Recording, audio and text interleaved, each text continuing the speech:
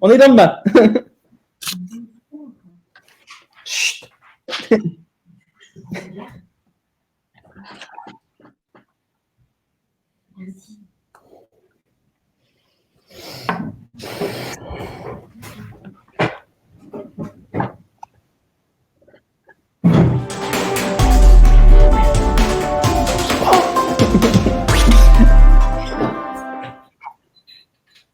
On est en direct là?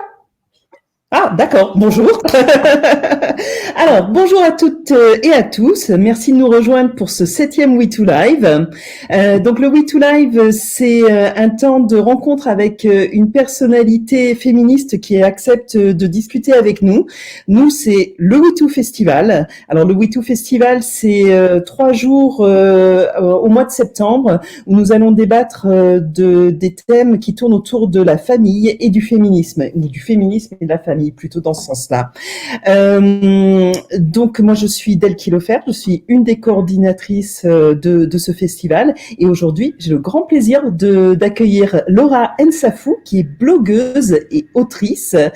Et alors, première question, Laura, d'abord, bonjour. Bonjour à toutes qui me suivent aujourd'hui. Voilà. Est-ce que tu te définis déjà comme féministe, Laura? Alors, je me considère même comme afro-féministe depuis maintenant plusieurs années, oui. C'est le cœur de mon engagement aujourd'hui, que ce soit dans les travaux que je réalise, que ce soit dans les contenus que je mets en ligne, c'est quelque chose qui traverse un petit peu tout mon travail. Alors, pour les personnes qui nous écouteraient, qui seraient un petit peu moins familières avec cette notion, est-ce que tu pourrais en quelques phrases nous dire ce que c'est que l'afroféminisme? Ou en tout cas, comment toi tu le conçois? Oui, bien sûr. Alors, en fait, donc l'afroféminisme est un mouvement de lutte qui, du coup, s'inscrit contre les discriminations et les violences faites aux femmes noires. Donc, aux femmes noires plus, donc que ce soit des femmes noires en situation d'handicap, que ce soit des femmes noires musulmanes, etc., etc. C'est vraiment un mouvement, en fait, qui, voilà, de lutte et qui englobe, du coup, les spécificités des femmes noires, à savoir la corrélation des violences qu'elles peuvent subir du fait de leur couleur de peau, mais aussi de leur genre, de leur classe sociale, etc. D'accord, très bien. Merci beaucoup, je crois que c'est très clair. Est-ce que, parce que ça fait partie un petit peu de notre introduction avec chacun de nos invités, donc effectivement te positionner par rapport au féminisme, mais aussi peut-être nous raconter comment toi tu as pris conscience que tu étais, dans ton cas, donc afroféministe. Alors en fait, ça a été quand même un cheminement très, on va dire, semé d'embûches, c'est-à-dire que j'ai toujours su que j'étais du coup une femme noire française. C'est des choses déjà du point de vue de la transmission, c'est quelque chose qui a été verbalisé dans ma famille. Ma mère a toujours été très transparente sur ces questions-là, que j'étais une petite fille noire en France, ce qui ne rêvait pas que j'étais française, mais qui allait me donner des expériences malheureusement en fait, discriminantes en fait. Donc, que ce soit à l'école, que ce soit donc à travers un harcèlement scolaire qui pouvait être à la fois sexiste et raciste, ou que ce soit plus tard dans le monde du travail, il y a plusieurs expériences de discrimination qui m'ont amené en fait à me questionner sur ma place. D'une part parce que je suis une femme noire en France, mais aussi parce que je suis descendante donc d'une femme martiniquaise et d'un père congolais. Et donc c'est un métissage dont on ne parle pas. Donc il y avait toute cette invisibilisation par rapport aussi à mon identité et cette sensation du coup que j'avais aucune place nulle part. C'est-à-dire que en France c'était retourne chez toi, que n'était pas vraiment française. Aux Antilles, j'étais pas antillaise, j'étais métropolitaine, ce qui est en fait. Et au Congo, je suis française en fait, donc j'ai un passeport français avec tous les privilèges qui vont avec. Donc finalement, je me suis construit dans cette recherche en fait de ce qui était ma place.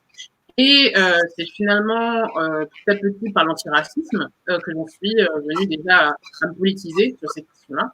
Et très peu de temps après, je suis tombée sur le premier blog afroféministe français qui s'appelle Miss Dress School. Et donc, c'était le premier blog, en fait, afroféminisme en France qui faisait ce travail-là de pédagogie autour de l'afroféminismisme. Et j'ai du coup découvert des termes qui qualifiaient vraiment des discriminations que j'avais eues, qui qualifiaient qui me montraient d'une part que ce n'était pas moi le problème, mais bien que j'évoluais en tant qu'individu et sujet politique au sein d'un système sexiste, raciste, paludistes, bref, toutes les discriminations possibles. Et ça m'a permis de prendre conscience, en fait, que d'une part, si je ne m'étais jamais sentie concernée par l'image du féminisme qui était envoyée à travers les médias, c'est-à-dire un féminisme majoritairement blanc, bourgeois et parisien, il y avait des raisons, c'est du fait aussi de ma position, en fait, et de mon identité et de mon vécu, mais surtout qu'il y avait du coup un féminisme qui laissait la place à mon expérience. Et donc, qu'est-ce que ça veut dire justement d'être afroféministe en France? C'est de retravailler à la fois cet héritage du féminisme noir en France qui a été effacé dans l'histoire et dans l'académie, etc. Ça veut dire aussi questionner quelles sont les traces en fait des femmes noires en France dans l'histoire en fait aussi. Donc il y a tout ce travail de transmission. Donc très vite, j'ai trouvé ma place en fait avec l'afroféminisme. J'ai trouvé des termes pour qualifier ce que je vivais, comme la misogynie noire, donc la corrélation entre la misogynie qu'une femme peut subir et le racisme. Pour donner un petit exemple, ça peut être le rapport que les discriminations que les femmes noires peuvent rencontrer sur les sites de rencontres avec toute cette animalisation de femmes panthères, femmes sauvages, etc., etc. Donc l'hypersexualisation des femmes noires, ça c'est typiquement de la misogynie. Donc voilà, donc c'est vraiment venu progressivement et c'est surtout venu avec la possibilité de se nommer et la possibilité de pouvoir se penser comme un sujet politique en fait et de ne plus se penser comme étant une anomalie dans le paysage français, mais bien comme une personne à part entière au sein d'une société imparfaite en fait. Oui, et puis je pense que d'autant plus pour toi qui es quand même autrice, la puissance des mots, c'est quelque chose qui touche particulièrement. Donc nommer les choses, c'est essentiel pour pouvoir clarifier ton identité, comprendre qui tu es, d'où tu viens. Et donc si je me trompe pas, en fait, une de tes armes entre guillemets ou un de tes outils, on va dire, de militante, c'est que tu es blogueuse. Complètement. C'est-à-dire que donc mon blog s'est imposé à ce moment-là où j'ai commencé à m'interroger en fait sur la place de mon identité et donc j'ai fait un blog en 2013 qui s'appelle missroots.fr et qui voulait vraiment un espace pour décortiquer mon identité avec mes mots et surtout où je n'avais pas besoin de choisir. C'est-à-dire où je n'aurais pas besoin de choisir si j'étais assez française, assez martiniquaise, assez congolaise, pour qui, pourquoi, enfin bref. Je voulais vraiment avoir un espace un peu d'étude et je ne pensais honnêtement pas qu'il serait lu.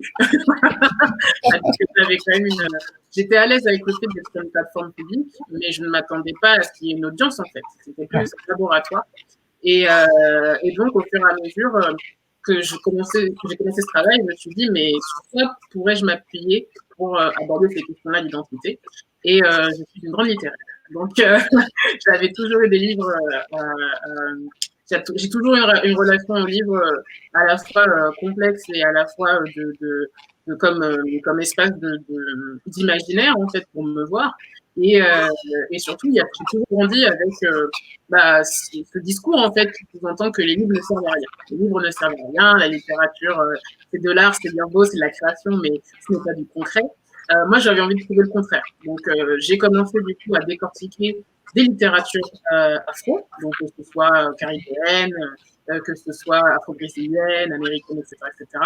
Et surtout, ce qu'il voulait dire de nos jours. Comment ça se fait que des propos de Malcolm X sont encore applicables à la société française aujourd'hui, en 2020. En fait. Donc, j'ai fait ce travail-là de décortiquer pour finalement finir par formuler mes propres réflexions sur l'afroféminisme en France et son rapport, mon afroféminisme aussi, qui est un afroféminisme de transmission surtout et de production créative. Et donc voilà, je suis vraiment passée par le blog et aussi avec cette volonté de pouvoir donner des outils et un espace que je n'avais pas eu moi-même plus jeune. Je m'invente d'Orléans.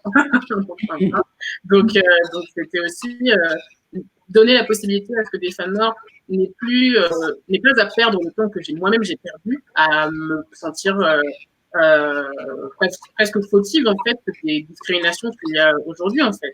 Quand on grandit en tant que femme noire en France, tout le monde nous dit qu'on exagère, que le racisme c'est un con parmi tant d'autres, que c'est anecdotique et non pas que c'est organisé, construit à travers de l'État, à travers l'histoire, à travers le roman national, etc., etc., etc. Donc, vraiment, cette espèce du blog, pour moi, est important, ne serait-ce que pour laisser des traces. Laisser des traces. Et comme je disais, pour lutter contre l'effacement des paroles des femmes noires. C'est très fort ce que tu expliques et ce que j'entends aussi, c'est qu'avec la rencontre avec le public, je pense qu'encore plus, ça t'a fait quitter peut-être cette sensation d'isolement que tu avais pu avant déjà de pouvoir nommer les choses. C'est qu'en plus, tu t'aperçois qu'il y a plein de gens qui se posent les mêmes questions que toi, pour qui c'est important d'avoir cette démarche. Et je trouve aussi que tout ce que tu racontes très justement autour de la transmission et de la production créatrice, ça rejoint aussi beaucoup notre démarche par rapport au féminisme, puisque nous faisons le choix d'un festival artistique pour parler de ces questions-là, parce que je crois qu'on te rejoint complètement. Nous, on croit très très fort que la littérature, le théâtre, la musique, tout ça, ça peut nous faire bouger, ça va toucher des cordes qui vont aussi nous faire avancer sur le terrain politique. Pour revenir un petit peu à tout ce que tu expliquais là, quand on a préparé cet entretien, on a et bien sûr parlé un petit peu de l'actualité ensemble. Et là aussi, c'est quelque chose qu'on fait chaque fois avec nos invités. Comment tu te positionnes ou qu'est-ce que tu aurais envie de dire plutôt sur le mouvement Black Lives Matter qui est en train d'arriver ou Justice pour Adama qui se fait entendre nettement plus fort récemment en France. Comment tu réagis à tout ça, toi? Alors déjà, j'aime bien comment tu as posé la question, c'est qu'est-ce que j'ai à dire dessus, parce que on se retrouve en tant que personne noire en France dans une position où on n'a pas une question sur on aimerait que vous disiez quelque chose sur les violences policières et pas qu'est-ce que vous avez à dire aujourd'hui. Parce que la question de qu'est-ce que vous avez à dire aujourd'hui, c'est prendre en compte déjà qu'on en parle depuis longtemps. Et ça, c'est la première chose que j'ai envie de souligner. Il y avait des violences policières pendant le confinement. Il y avait des vidéos qui ont tourné sur les réseaux sociaux où on a vu des femmes noires ou même des hommes noirs ou même des hommes arabes ou asiatiques, etc. Enfin, bref, des personnes racisées se faire battre alors qu'elles avaient leur attestation à la main gratuitement par la police. Et c'est récent. C'est-à-dire qu'aujourd'hui, on se retrouve face à une sorte de cirque médiatique, et j'insiste sur le mot cirque médiatique, où on a un peu défilé, où tout le monde se découvre de l'empathie, en fait, pour pour les violences policières, en fait.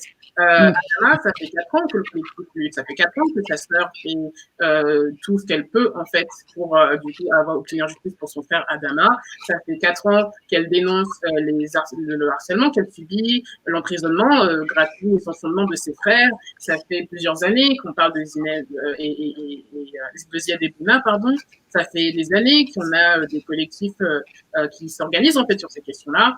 Et aujourd'hui, les médias, au lieu d'avoir un réel intérêt pour ces questions-là, c'est-à-dire en arrêtant de faire semblant de découvrir les mois en fait la question, devraient demander aux institutions qu'en est-il en fait de ces affaires qui ne sont toujours pas jugées, de ces affaires qui terminent systématiquement en non-lieu. C'est très récent finalement qu'il y ait des organes de presse en fait qui commencent à questionner l'IGPN en fait, les statistiques, etc., etc. Ça, le travail militant, il y a toujours eu des militants qui ont fait ce travail-là. Il y a toujours eu des organisations qui ont fait ce travail-là de recenser en fait la réalité des violences policières. Donc moi, je suis profondément épuisée en fait de voir que l'angle avec lequel sont présentées les violences policières aujourd'hui, c'est un angle où on va chercher à rassurer beaucoup de personnes blanches sur le fait de leur empathie. Non, mais c'est normal, il y a quand même des policiers qui sont gentils, il y a quand même toutes les personnes blanches qui ne sont pas méchantes. C'est pas ça le sujet en fait. Le sujet, c'est qu'aujourd'hui, il y a tellement de victimes de violences policières qu'on peut mettre etc.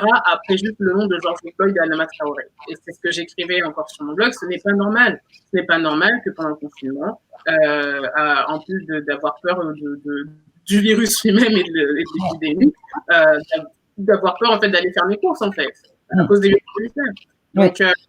Donc oui, je pense que j'ai envie de dire aux gens de faire attention à la manière dont la conversation est tournée aujourd'hui, parce que clairement, la manière dont la conversation autour des violences policières est en train de se cristalliser, c'est pas autour des victimes et des familles des victimes, c'est autour de comment on peut rassurer des personnes dominantes, en fait. Et c'est pas ça le sujet. Le sujet, c'est comme, au lieu de demander qu'est-ce que je peux faire pour être une personne meilleure, moi, j'ai envie que les gens nous demandent qu'est-ce que je peux faire pour aider concrètement. Aller soutenir financièrement les collectifs, aller justement en manif, aller, enfin bref, il y a des actions concrètes. Et la manière dont on parle des violences policières aujourd'hui, c'est important d'être conscient, en fait, de type de récit qui nous est servi aujourd'hui, comme si la justice pour Adama était née grâce à George Floyd. Non, c'est effacé. Il y a un effacement dans la manière dont sont présentées les violences policières en France en ce moment, qui sous-estime tout le travail qu'il y a depuis des années sur ces questions-là par les premières concernées et encore plus par les collectifs des familles. Tout à fait, tout à fait. Et merci d'avoir pris le temps de justement replacer tout ça dans sa juste chronologie par rapport au militantisme. Alors, moi, bien sûr, j'ai envie de parler aussi de tout ton travail artistique parce que c'est quand même l'autrice qui nous a amené vers toi au départ. Donc, alors, tu écris un blog, tu as édité 2 livres pour enfants, enfin pour jeunes publics. Alors, le premier s'appelle Comme un million de papillons noirs, voilà.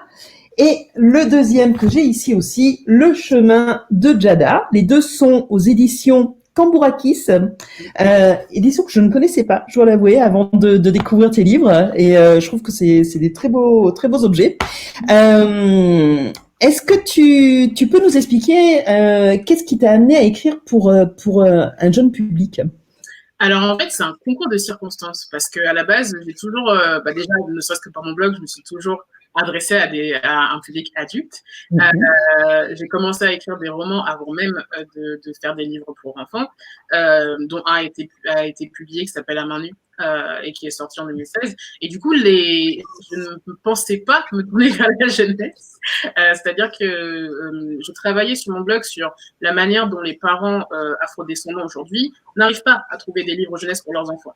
C'est-à-dire qu'en général, soit ils avaient la possibilité d'acheter des livres avec des animaux, soit c'était des livres pour enfants avec une caricature coloniale de ça se passe dans la savane, on ne sait pas où en Afrique, bref, les caricatures et stéréotypes coloniaux que l'on connaît. Et c'était ce travail d'interview en fait avec des parents. Et ce travail d'interview a amené donc la maison d'édition Billy Box, qui est la première maison d'édition à m'avoir contacté pour Comme un papillon noir, à me proposer en fait ce projet. Donc les éditions Billy Box m'ont dit voilà, on a une maison d'édition qui a pour projet de proposer une littérature jeunesse réellement représentative, non seulement sur les questions ethniques, mais aussi sur la question du handicap, sur la question des orientations sexuelles, etc. Enfin bref, ils avaient vraiment cette volonté de rectifier la littérature jeunesse que nous avons aujourd'hui. Et donc, ils m'ont dit, dans ce cadre-là, on a un titre, Comme un papillon noir, citation de Toni Morrison qui est inspirée de son roman Délivrance et qui compare en fait une de ses héroïnes, enfin l'afro de son héroïne à un nuage de papillons noirs. Donc voilà, est-ce que tu te verrais faire un livre à partir de ça pour des enfants? Et tu as carte blanche. Alors moi, on m'amène en plus avec... Toni Morrison, c'est mon autrice favorite. Quand c'est comme si on me donnait un énorme cadeau et qu'on me disait, est-ce que tu le veux? Et je dis, bah oui. donc, je me suis lancée dans le projet. Et donc, Comme un million de papillons noirs est vraiment né de mon expérience personnelle, en fait, qui était que, en primaire, on s'était moqué de mes cheveux et j'étais venue vers ma mère pour lui dire que je ne voulais plus mes nattes et sans oser dire pourquoi. Et ma mère a eu cette vigilance de me dire, mais non, de la même manière que tu t'aimais avant de partir à l'école, tu dois t'aimer en dehors du regard des autres, en fait. Et donc, j'avais vraiment envie de me servir de ce souvenir-là pour créer le personnage d'Adé, et qui est une expérience commune en plus chez les petits noirs. Donc, de partir de là pour faire quelque chose à la fois de beau et aussi un récit émancipateur aussi. C'est-à-dire que c'était important pour moi d'aborder, sans pour autant rendre plus doux la question du racisme, parce que ça reste des choses qui sont graves. Donc, je pense qu'il y a un rôle que l'on a en tant qu'autrice et auteur de montrer en fait les responsabilités qu'il y a, qu'est-ce qui pousse l'enfant à ne plus s'aimer. Donc il fallait qu'il y ait des visages, il fallait qu'il y ait des actions, etc. Mais je voulais quand même que ça tende, que ce soit porté par une poésie, que ce soit porté par quelque chose de beau, que ce soit porté par une famille aussi autour, très peu de familles noires représentées en littérature jeunesse, même partiellement, et donc de montrer à Adé grandir en fait et être en discussion à la fois avec sa mère, avec ses tantes, avec ses copines, qui sont d'origines différentes, qui sont d'incarnations différentes, qui ont des cheveux et enfin, voilà, de textures différentes, montrer une réelle diversité en fait des communautés noires. Donc, je savais très clairement ce que je ne voulais pas reproduire dans ces livres, et c'est comme ça en fait que j'ai été amenée à un petit peu faire le livre que j'aurais voulu avoir pour moi en fait. Des petites filles, en fait, ouais. J'aime particulièrement d'ailleurs la scène où Adé, en fait, est entouré de toute sa famille, enfin de toutes les femmes de sa famille, et avec tous ces questionnements autour des cheveux. Et je vois que tu as souvent utilisé le mot transmission depuis le début. On sent que c'est vraiment une des thématiques fortes dans ce que tu racontes. Oui, clairement, parce que même historiquement, autour du cheveu, il y a tout un savoir en fait qui a été perdu à cause de la colonisation, qui fait que nos communautés aujourd'hui, bon, même si on a eu une résurgence en fait d'intérêt pour les cheveux crépus, etc. Il y a plusieurs communautés maintenant NAPI qui s'intéressent à ces questions-là. Il y a tout un savoir historique autour de nos cheveux qui a été perdu. Et du coup, cette question de la transmission, pour moi, elle est fondamentale parce que c'est avec les outils qui nous sont donnés que l'on peut en fait construire l'estime de nous-mêmes, surtout dans une société qui ne nous valorise pas ni à l'école, ni dans nos universités, ni dans les médias ou ailleurs en fait. Donc le cercle familial est vraiment le socle de résistance en fait pour se construire nos identités et pour que ce soit des identités construites sur de la valorisation. Et donc pour moi c'était important du coup de faire apparaître en tout cas sur la question du cheveu et de la féminité le rôle des femmes noires en fait sachant que quand je parle de féminité c'est pas dans le sens c'est un critère mais dans le sens où en plus de la déshumanisation des personnes noires, la déshumanisation des femmes noires passe par le fait qu'on leur retire cette idée de féminité. Les femmes noires ont été pensées comme des animaux reproducteurs durant l'esclavage et pas comme des femmes à l'époque en fait. Donc il y a tout un héritage en fait où la transmission d'une féminité noire a aussi un enjeu politique et passe en fait de main en main et à la fois pour ma génération il y a un travail de réappropriation de ce qui a été perdu, de ce qui n'a pas été dit aussi, de ce qui n'a pas été de ce qui a été silencié et il y a aussi une question de production pour que ces savoirs ne soient plus effacés comme ça a été fait en fait tous ces derniers siècles en fait. Donc, moi, pour moi, c'est vraiment je mets un point d'honneur dans ça. Je pense aussi que c'est parce que le fait d'être issu d'un métissage aussi caribéen et africain me pousse aussi à montrer la nuance de nos communautés et de transmettre ça parce que même au sein de nos communautés, eh ben, c'est très méconnu. Donc, c'est vraiment quelque chose qui booste ma créativité en général. Ouais, mais ça se sent bien, tu arrives bien à le faire passer en tout cas. Et j'aimerais bien donc aussi justement qu'on parle donc de l'autre livre, Le chemin de Djada, parce que ce qui m'y fait penser, c'est quand tu dis des communautés, et pour moi ça amène bien aussi à ce dont parle aussi ce livre à travers le colorisme et comment il y a des inégalités au sein, enfin, de ce qui pourrait être perçu de l'extérieur comme une grande communauté noire, mais c'est plus complexe que ça, évidemment. Tu peux nous parler un petit peu de ce deuxième livre? Oui, alors Le chemin de Djada, donc qui est sorti en janvier, donc qui est en tout frais en fait, hein, comme on y pense.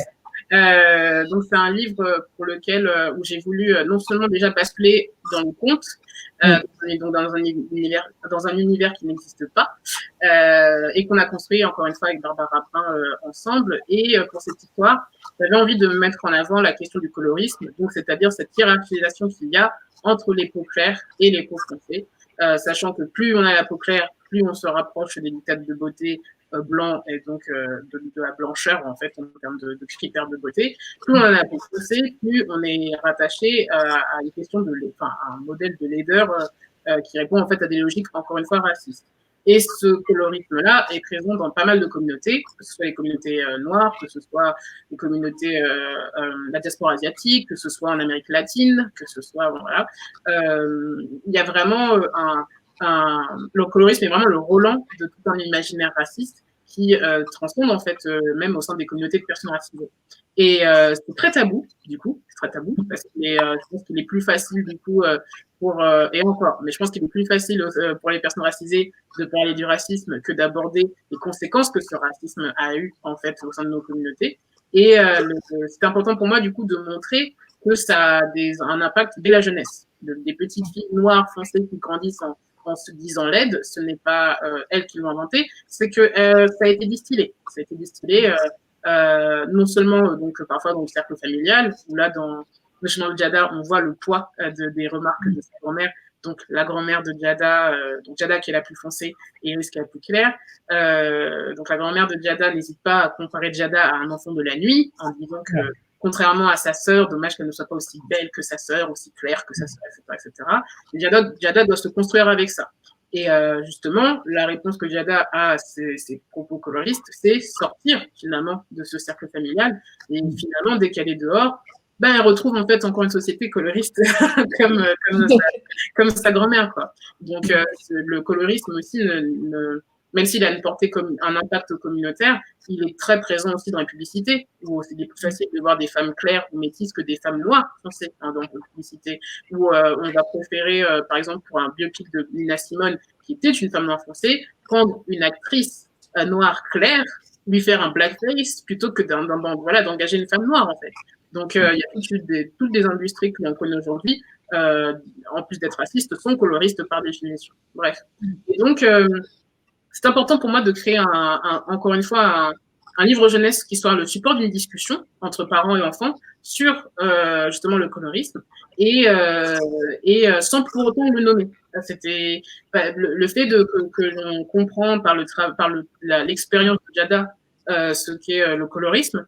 C'est important parce que en France, on n'est pas très au fait du mot colorisme. Il y a beaucoup de femmes noires, de petites filles noires qui se reconnaissent dans l'expérience de Djada, mais qui n'ont jamais entendu le mot colorisme, en fait, et qui ne savent pas qu'il y a un mot pour ça.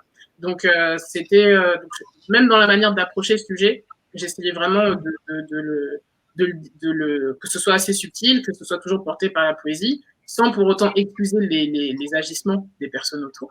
Et surtout de ne pas tomber dans la rivalité entre les sœurs. Iris est très en soutien aussi de sa sœur. Et là encore, je pense qu'il y a un enjeu de transmission aussi. C'est-à-dire que même si Iris, un peu petite fille claire, du coup, a ce privilège-là ou bénéficie en fait du colorisme, elle va chercher à aider sa sœur. Et en même temps, le sujet reste quand même Djada, donc la petite fille noire française, qui initie ce travail elle-même pour trouver sa propre beauté. Donc il y avait vraiment un petit peu différentes facettes de ce livre-là, et il était assez compliqué à écrire, parce que même le premier brouillon, je me suis surprise finalement à presque éclipser Djada, presque au bénéfice de Iris, et il a fallu que je me dise, mais hey, le but c'est... C'est quand même qu'on parle de Djada, oui. C'est intéressant que tu utilises le mot éclipsé, puisque justement, à un moment, sans complètement spoiler le livre, elle n'est pas vue, Djada. Elle est vraiment éclipsée. Elle est littéralement pas vue dans le livre. Donc, je trouve que c'est intéressant parce que ça reflète finalement assez bien ta démarche créative, où toi-même, tu avais du mal à la voir. Ouais, tout à fait. Et en fait, c'est même plus ne pas avoir du mal à la voir, mais c'est le fait de se rendre compte que même la manière dont on veut parfois raconter en fait des discriminations, qu'on en soit victime ou qu'on en bénéficie, ne nous empêche pas qu'on a inculqué une manière de parler du colorisme en fait. Et vraiment, je voulais que ça passe aussi par l'illustration, qu'à l'impression du livre, il n'y ait pas une difficulté à voir Djada parce que justement elle est plus foncée que sa sœur. Donc il y avait un travail de couleur à faire. Et pareil dans l'écriture, il a fallu du coup moi que je sois vigilante par rapport à ces réflexes du coup, coloristes qu'on m'a inculqués pour me rappeler en fait le but de mon livre. Donc c'était très intéressant mais à la fois très complexe. Ouais, je crois qu'on ressent bien en t'écoutant combien être autrice, ça implique aussi une part de déconstruction de soi-même. Si on veut arriver à être porteuse d'un message comme celui-ci. Et bravo pour tout ce staff. En tout cas, je recommande vraiment les 2 livres. Ils sont beaux et vraiment vraiment puissants tous les 2. Donc à mettre entre toutes les petites mains. Voilà. Alors, je voudrais, comme il nous reste encore un petit peu de temps, en profiter pour parler d'un projet encore plus récent, qui est même en cours, c'est Nos jours brûlés. Alors, Nos jours brûlés, voilà, c'est une histoire cette fois qui s'adresse plutôt à un public adulte, tu as choisi une forme qui moi m'a tout de suite séduite, c'est-à-dire que c'est publié sous forme de feuilleton sur Tumblr. Donc, je crois que j'ai pas eu le temps de lire le dernier épisode qui est sorti samedi dernier. Donc, t'en es au 5e, 6e, je sais plus. Le 6e sort aujourd'hui. Tout à fait. Ah voilà, ouais. Ah, donc il faut vite que je lise le 5e. Voilà. Mais et alors là, tu nous amènes sur un terrain encore différent. Donc, on a évoqué un petit peu ton premier roman, on a évoqué le blog, la jeunesse, et en fait là, tu pars sur de l'anticipation, sur de la science-fiction en fait. Donc, si je me trompe pas, c'est en 2049 que se situe. Ouais, tout à fait. Brûlé. Tu nous expliques un petit peu la thématique? Alors en fait, donc Nos jours brûlés, effectivement, se passe dans le futur et c'est le séquel d'un projet sur lequel je travaille depuis longtemps qui s'appelle Le sang des Dômes et qui est en fait une saga afroféministe. Et en fait, tout ce projet de saga travaille s'inspire des mythes et des croyances d'Afrique francophone. À savoir qu'aujourd'hui, il est plus facile de trouver des informations sur la mythologie égyptienne ou plus récemment sur les orishas, donc en fait sur l'Afrique anglophone, que tout le terreau de croyances qu'il y a en Afrique francophone. Donc, c'est vraiment un travail que je voulais faire remettre en tout cas un peu à l'honneur à travers cette saga. Et donc, Nos jours brûlés se passe en 2049 et suit une héroïne qui s'appelle Elikia et donc, qui est une jeune femme afrodescendante qui vit dans une société où le soleil n'existe plus. Et donc, sa mère, elle, a connu le soleil, sa mère a vu le soleil disparaître et pense qu'elle a les moyens de le faire revenir. Donc, Elika se retrouve finalement à suivre sa mère dans cette quête, dans cette tentative de ramener le soleil. Et donc, ce cheminement et ce voyage, en fait, l'initiation presque va l'amener à rencontrer des déités d'Afrique francophone et aussi des esprits et pas mal d'autres aventures. Donc, c'est vraiment un univers où j'ai voulu à la fois questionner non seulement donc toutes ces croyances en fait et je suis très passionnée de mythologie comparée donc je suis fascinée quand il y a des figures qui sont présentes la manière dont elles ont voyagé à travers la diaspora, le fait qu'aujourd'hui il y a des croyances qui sont présentes au Bénin et qu'on les retrouve à Haïti et au Brésil intactes après 400 ans d'esclavage, c'est extraordinaire. Donc, donc tout ça m'a un petit peu inspiré. Il y a un autre aspect que je voulais explorer à travers ce travail-là, c'était la notion de monstruosité. La notion de monstruosité d'un point de vue féministe et noir. C'est-à-dire qu'aujourd'hui, effectivement, en tant que femme noire, on est tenté de rappeler justement dans une société qui nous déshumanise que notre dignité, et presque on est presque poussé à performer une certaine respectabilité propre sous tout rapport, etc., etc. Et moi je me posais la question de c'est quoi un imaginaire où on est vraiment libre en fait, donc libre de ce carcan. Est-ce qu'il n'y a pas justement quelque chose d'émancipatoire à explorer en fait la monstruosité des femmes noires? Et donc tous les personnages de cette saga et plus particulièrement Elikia dans Nos jours brûlés va être confrontée en fait à sa propre non seulement à ses propres préjugés, et j'essaie de ne pas spoiler en même temps, à sa proximité à la monstruosité et à une civilisation qui est plongée dans la nuit aussi. Donc, pareil, toujours ces thématiques de lumière aussi, je pense que c'est intéressant de questionner pourquoi dans notre vocabulaire aujourd'hui, tout ce qui est noir ou sombre est négatif. Donc, moi, j'avais envie de questionner ça aussi dans cette société plongée dans la nuit, etc., etc., etc. Bien sûr, ouais. Et alors une des choses aussi qui m'avait frappé, c'est que la publication en fait a commencé peu de temps après que nous soyons tous et toutes plongés dans le confinement. Ouais. Et j'y ai vu une espèce d'analogie aussi, quoi, où tout d'un coup il y avait une espèce d'arrêt de la vie qu'on connaissait, et là tu nous amenais dans un monde où effectivement on avait à nouveau perdu tous nos repères. Est-ce que l'actualité a nourri un petit peu ton imaginaire dans ce feuilleton? Oui, complètement, parce que alors l'univers quand même notamment la disparition du soleil, c'était quelque chose qui était déjà un peu installé dans la saga sur laquelle je travaille depuis longtemps. Et mais clairement le contexte et aussi le fait de vivre en fait le confinement et cette espèce de perte de repères, etc., m'a beaucoup inspiré pour le chemin d'Ilikia en fait, et sur le fait que Ilikia, elle est née dans une société où elle n'a pas connu le soleil. Là où sa mère l'a vu, donc elle ne comprend pas le sentiment de perte et de l'attachement que sa mère à cette époque où il y avait des saisons, à cette époque où on pouvait voir des champs voilà, pousser grâce au soleil, etc. Donc il y a mettre en dialogue Elikia et donc cette partie d'anticipation, c'était aussi nous mettre en dialogue aussi avec elle et avec ce qu'on a vécu avec le confinement, quoi. Et donc ça m'a vraiment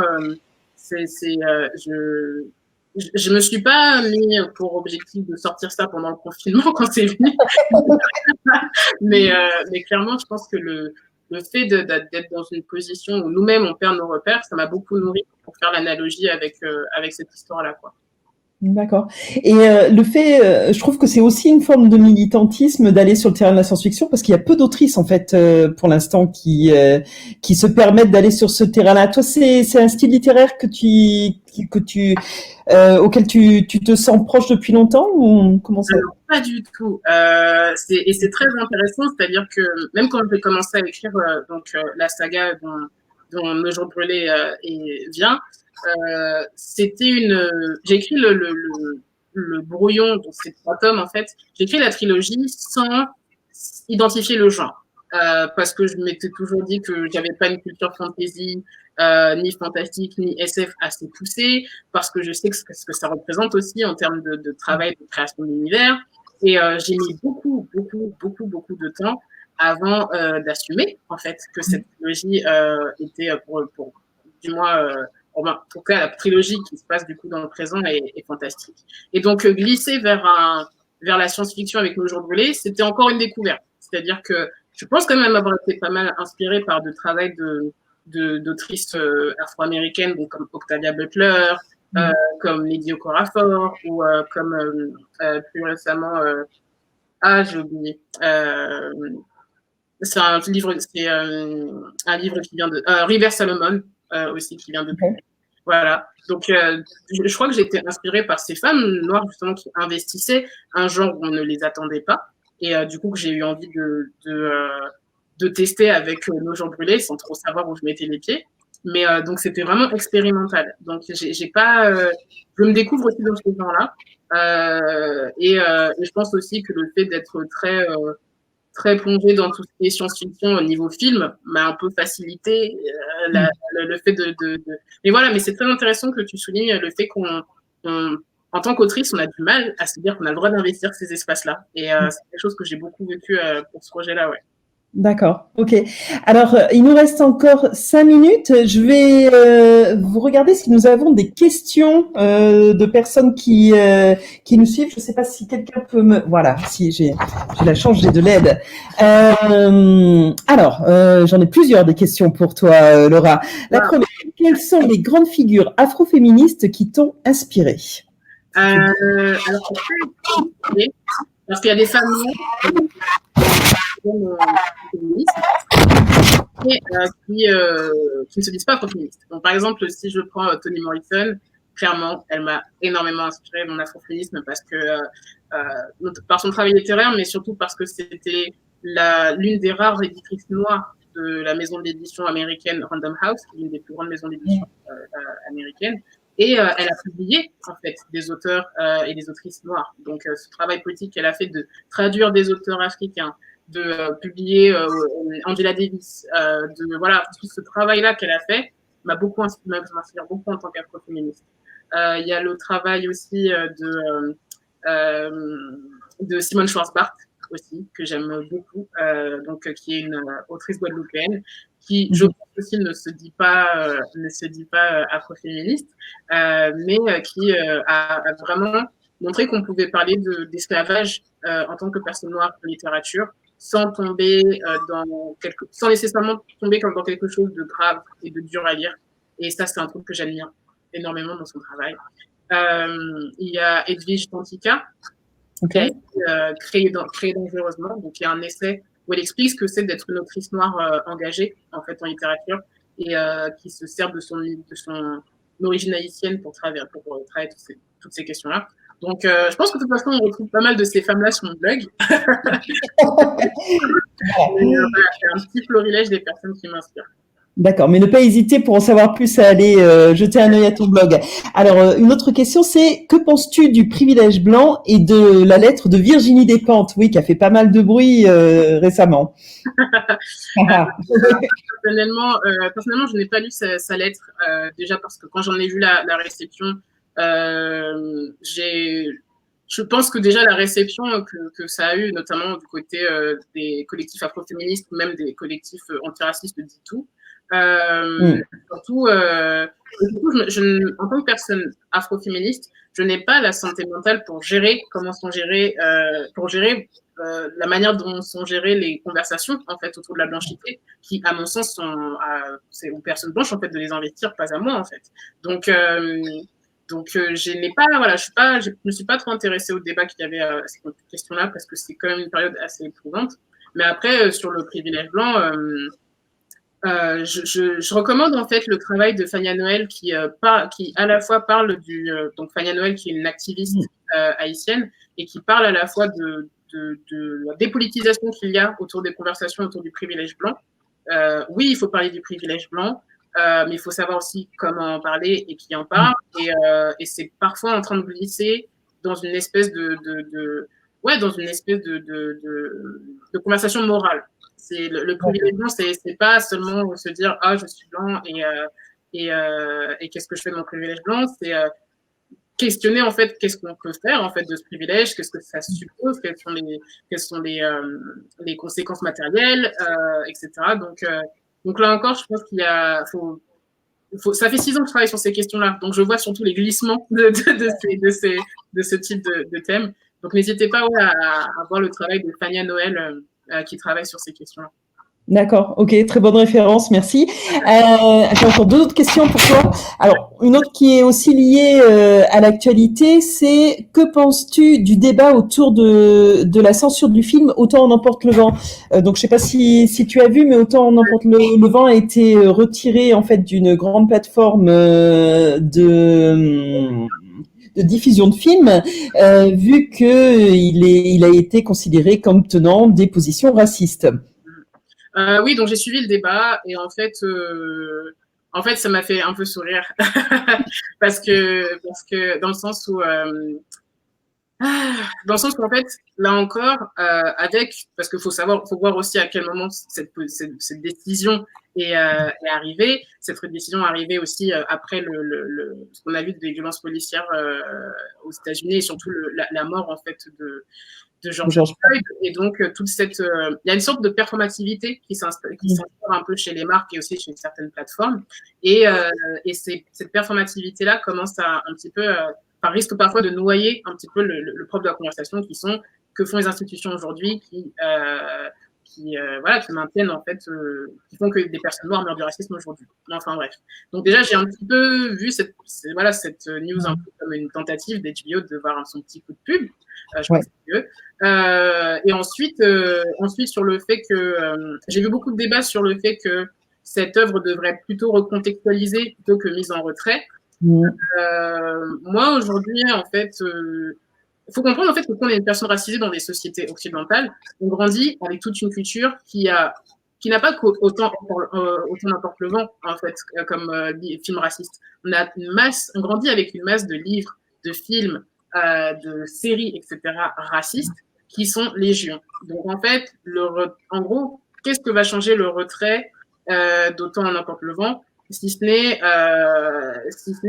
adresser en fait qu'il y a une vraie en fait prise de conscience en fait à prendre sur qu'est-ce qu'on met en avant en fait comme les classiques d'une culture. Là pour Autant n'importe le vent, c'est ça, c'est un film qu'on présente comme un classique cinématographique. Certains vont dire pour des raisons techniques, d'autres vont quand même le pointer, vont dire aussi parce que c'est quand même un film de propagande, etc.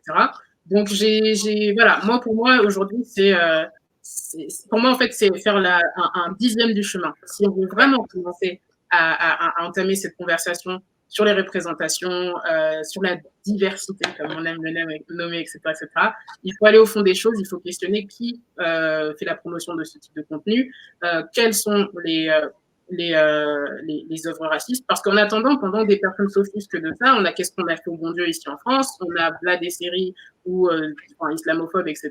Donc, pour moi, la conversation est beaucoup plus large. C'est un quoi. Ouais, je te rejoins complètement, ouais. Il y a du monde derrière qui dit elle aussi, voilà. Enfin, j'ai une dernière question pour toi de la part des personnes qui ont suivi notre rencontre. C'est que dirais-tu à un ou une enfant qui se sentirait malheureux ou malheureuse d'être noir?